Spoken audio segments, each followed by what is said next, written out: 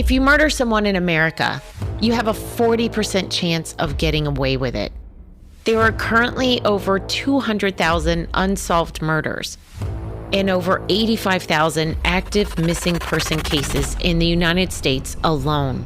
And behind every cold case is a cold-blooded killer who lives among us and a victim who doesn't. You never think you're going to be the parents of a murder child, and then you definitely don't think you're going to be the parents of a murder child whose case is still not solved. I can still remember it. I'll never forget it, watching them. Watching him pick her up and carry her off. Right off the beat. People ask us all the time, how do you even breathe? Because we haven't found her yet. Never in my wildest dream would I ever think one of my girls would be kidnapped.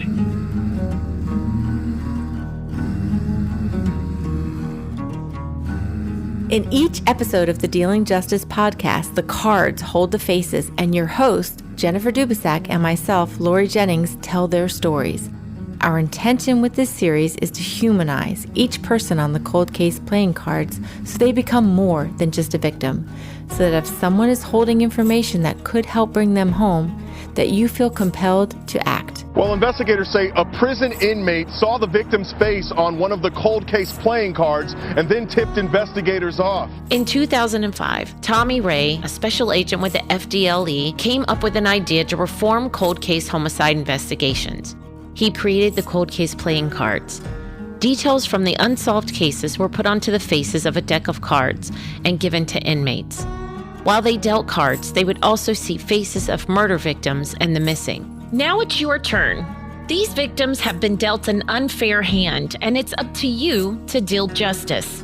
Somebody, somewhere, has information that could be investigators' ace in the hole. Sometimes there's information people have, either it's not shared or it's forgotten about, that helps put a case together. It takes everybody working together. One thing you don't want to do, you don't want to give up hope. We would love to see the day where there are no faces to put on the cold case playing cards, but until that day comes, we will continue working with Tommy Ray and telling these stories in pursuit of dealing justice.